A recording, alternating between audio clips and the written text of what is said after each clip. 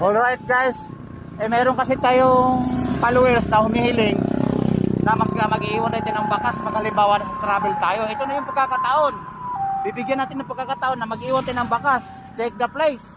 Oh, dahil nag-trending na pa naman kasi yun, dyan natin ilalagay yung bakas sa resort Sapang Kubo, Solido, Santa Rosa, Nueva Ecija. Ayan guys, dyan natin maglalagay ng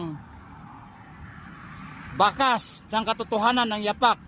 Check the place. Itong lugar na to, makikita nyo naman. Ayan o. 4-way. Parang super highway na to. Ito, ayun, kung nakikita nyo to, sa lugar na to, ibigay ko na sa inyo yung clue. Vergara Highway. Infinio Vergara Highway. Ayan o.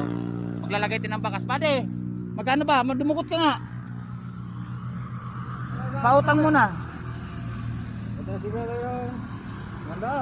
Oo, guys. Dahil umpisa pa naman tayo, 500 lang muna kasi hiling natin ng followers eh. Yung kulay ng pera 500 kasing kulay din ng bakas na pinanggagalingan. Oh.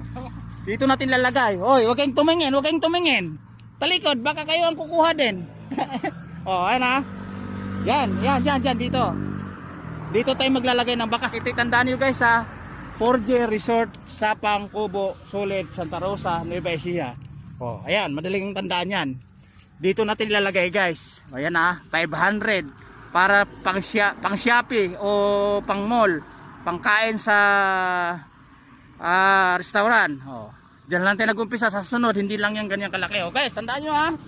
Oh, ayan. Ayan yung bakas na. Oh, huwag kayong titingin. Ayan. Yung bakas na yan ha. Okay guys. Ngayon, pag nakuha nyo yan, message nyo lang ako sa messenger ko.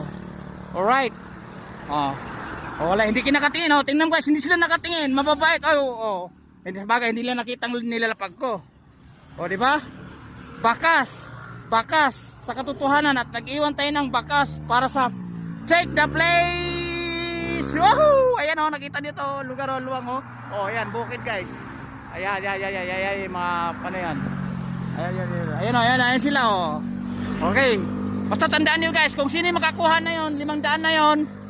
At ipapalo mo lang ako dahil alam kong nakakuha niyan, siguradong nakapalo at message nyo ako sa messenger.